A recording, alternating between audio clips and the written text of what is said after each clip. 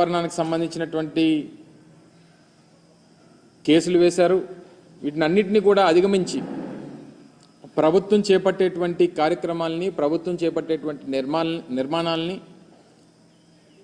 పూర్తి చేసేటువంటి కార్యక్రమం చేసి దాదాపు 4-5 నెలల క్రితం వాటిని ముహూర్తానికి సంబంధించి మంచి రోజు అని చెప్పి వాటిని ప్రారంభించేటువంటి కార్యక్రమాన్ని కూడా ఆ రోజు మేము చేయడం జరిగింది. అయితే ఇప్పుడు చేస్తున్నటువంటి దుష్ప్రచారం అంతా కూడా అదేవో సొంత భవనాల్లాగా, ఈరోజు ప్రభుత్వం వారు ఉన్నారు, ప్రభుత్వంలో వారు ఉన్నటువంటి సందర్భాలు, ప్రభుత్వం దాన్ని ఏ రకంగా ఉపయోగించుకోవాలనేటువంటిది చూడడం మానేసి రేపు రానటువంటి కాలంలో రాష్ట్రపతితో లేకపోతే గవర్నర్ గారో లేకపోతే ఇతర పెద్దలో వచ్చినప్పుడు దాన్ని ఏ రకంగా ఉపయోగించుకోవాలి అనేటువంటిది చూడడం మానేసి దాన్ని ఇంకా జగన్మోహన్ రెడ్డి గారు ఇల్లులాగే చిత్రీకరించేటువంటి ప్రయత్నం చేయడం అనేటువంటిది సమంజసం కాదు. దాన్ని తీవ్రంగా ఖండిస్తూ ఉన్నాం. ముఖ్యంగా జగన్మోహన్ రెడ్డి గారు మేము అధికారంలో ఉన్నప్పుడు విశాఖపట్నాన్ని ఎగ్జిక్యూటివ్ క్యాపిటల్గా చేయాలనేటువంటి ఒక పాలసీని మేము తీసుకోవడం, దానికి అనేక రకాలైనటువంటి అడ్డంకులు సృష్టించేటువంటి కార్యక్రమం చేశారు. మళ్ళీ అధికారంలోకి వస్తే ఇక్కడి నుంచి పరిపాలన మొదలు పెట్టాలనేటువంటి ఒక నిర్ణయాన్ని ఆ రోజు జగన్మోహన్ రెడ్డి గారు ప్రకటించడం జరిగింది. సరే, ఎన్నికల్లో వచ్చినటువంటి ఫలితాలు దాన్ని ప్రజాస్వామ్యంగా అంగీకరించి వారికి అధికారం వచ్చింది. సరే, వారు ఇప్పుడు నిర్ణయం తీసుకున్నారు, నిర్ణయం తీసుకున్న దాని ప్రకారం వారు చేసుకుంటారు.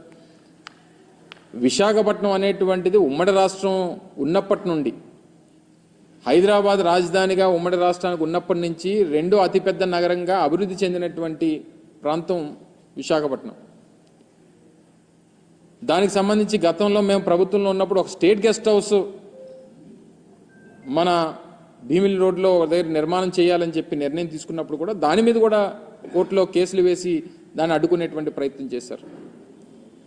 జగన్మోహన్ రెడ్డి గారు విశాఖపట్నానికి రాజధానిగా ప్రకటన చేసిన తర్వాత ఆ నిర్ణయంతో ముందుకు వెళ్ళాలనేటువంటి ఆలోచన చేసినప్పుడు దాని మీద ఒక కమిటీ మేము ఆ రోజు ముఖ్యమైనటువంటి ఐఏఎస్ అధికారులు, సీనియర్ ఐఏఎస్ అధికారులతో ఒక కమిటీ వేయడం, వారు కూడా దానికి సంబంధించి ఈ భవనం అయితే బాగుంటుందనేటువంటి అభిప్రాయాన్ని తెలియజేయడం, సబ్సిక్వెంట్గా వచ్చినటువంటి రాజకీయ పరిణామాలు, ఎన్నికల ఫలితాలు, ప్రజలు తీసుకున్నటువంటి నిర్ణయాలు, ఇవన్నీ కూడా చూసిన తర్వాత ఇప్పుడు దాన్ని ఏ రకంగా ఉపయోగించుకోవాలనేటువంటిది ఇప్పుడు ఉన్నటువంటి ప్రభుత్వం ఆలోచన చేయాలి తప్ప ఇంకా తీసుకుని వచ్చి జగన్మోహన్ రెడ్డి గారి మీద, వైఎస్ఆర్ కాంగ్రెస్ పార్టీ మీద బురద జల్లడం అనేటువంటిది ఎంతవరకు సమంజసం అనేటువంటిది వారు ఆలోచన చేయాలి.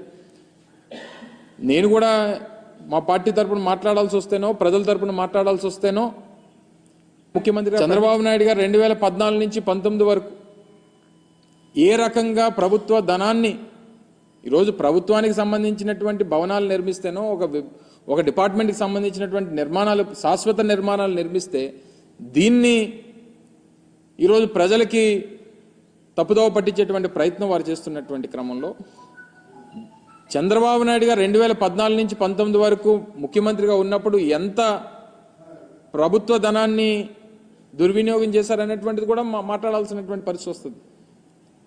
వారు హైదరాబాద్లో జూబ్లీహిల్స్లో వారి సొంత భవనాన్ని నిర్మించుకునేటువంటి క్రమంలో వారి కుటుంబ సభ్యులందరినీ తీసుకొని వెళ్ళి ఒక ప్రైవేట్ హోటల్లో పెట్టి కోట్లాది రూపాయలు ప్రైవేట్ హోటల్కి చెల్లించినటువంటి సందర్భాలు. సరే, ఇవన్నీ ప్రభుత్వంలో ముఖ్యమంత్రులుగా ఉన్నప్పుడు కొన్ని సెక్యూరిటీ రీజన్సో లేకపోతే ఇతర వారికి ఉన్నటువంటి ప్రయారిటీసో, ప్రోటోకాల్స్ ప్రకారం కొన్ని నిర్ణయాలు తీసుకుంటుంటారు.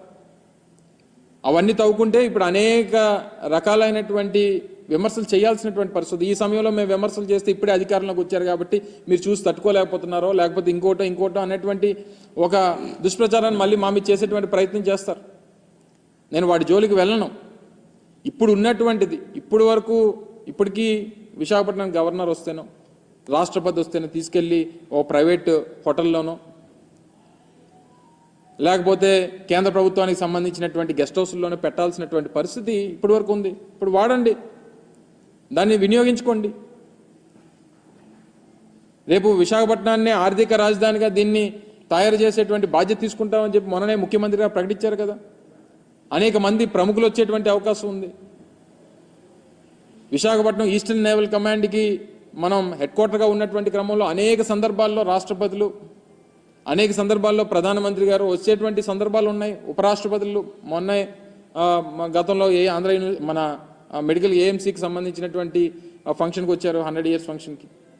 అనేక సందర్భాల్లో దేశానికి సంబంధించినటువంటి ప్రముఖులు వస్తుంటారు.